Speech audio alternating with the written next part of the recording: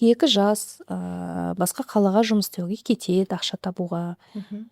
Сол жерден мен болам, кішкентай бөпе, сосын бауырым болады, 9 айлық. Сол жерде үкімет пәтер береді. Әкем жалпы темір жолшы. Күндердің күнінде әкемнің туған күні 12 қыркүйек. Енді машинистер түнде, күндіз жүреді ғой, смена әртүрлі болады.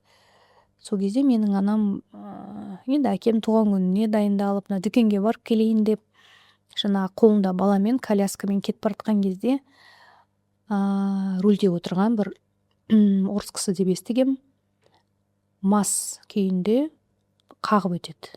Енді анам тұра берген кезде ана машина келеді де тағы қағады.